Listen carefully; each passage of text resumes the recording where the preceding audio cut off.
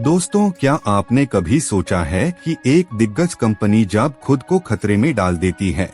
आज हम बात करेंगे सैमसंग की, जिसने कभी दुनिया की सबसे बड़ी टेक कंपनी होने का गौरव पाया। साल 2014 तक सैमसंग का मार्केट शेयर 31% तक पहुंचा हुआ था, यानी दुनिया का हर तीसरा स्मार्टफोन सैमसंग का। लेकिन एबीबी, यही कंपनी एक समय पर दिवालियापन के एज पर पहुंच गई थी। कहानी की शुरुआत होती है जब सैमसंग ने इनोवेशन के मुकाबले में ओवर कॉन्फिडेंस दिखाया।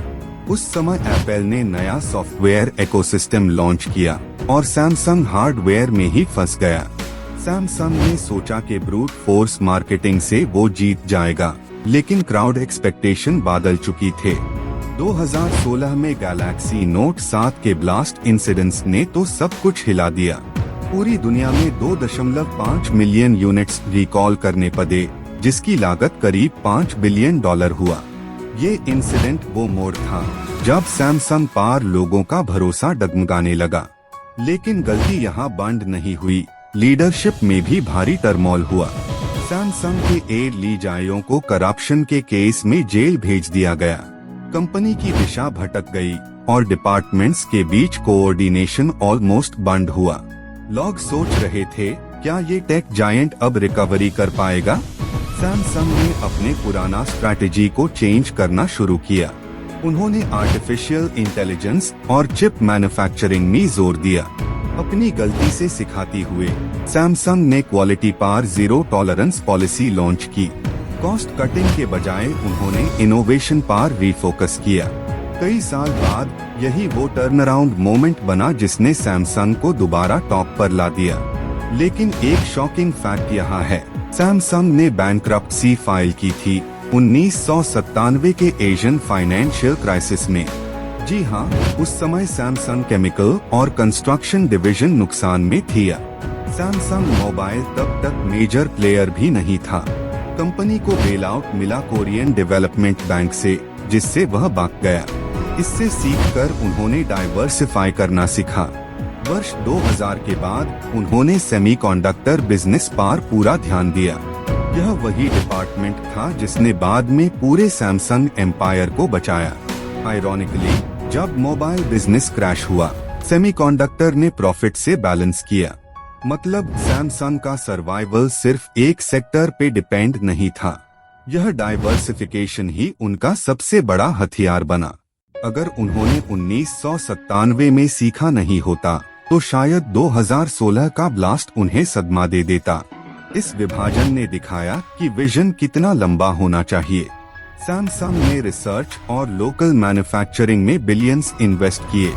इंडिया में उन्होंने नया R&D हब खोला जो आज भी सबसे बड़ा है। इससे लोकल प्रोडक्शन और ग्लोबल प्रेजेंस दोनों स्ट्रॉन्ग हुआ। अब सवाल उठता है, दिवालियापन किस रीजन से टला? कंपनी ने कंज्यूमर ट्रस्ट रीबिल्ड करने के लिए ट्रांसपेरेंसी अपनाई। उन्होंने हर प्रोडक्ट को ओपन टेस्ट पर रखा ताकि कोई रहस्य न रहे।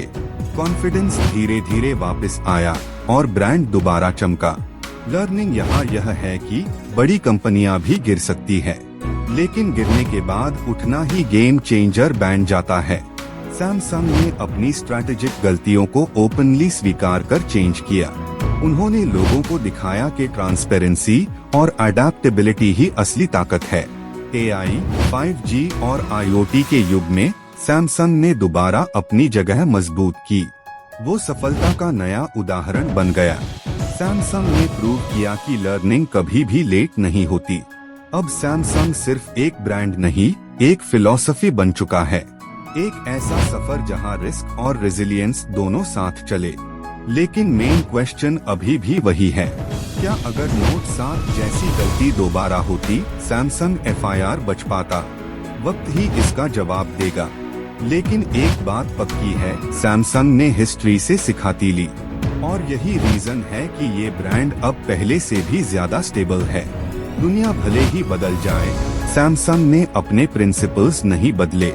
उनके लिए हर नुकसान एक नया पाठ बन गया। और यही स्पिरिट किसी भी क्राइसिस को अपॉर्चुनिटी बना देती है।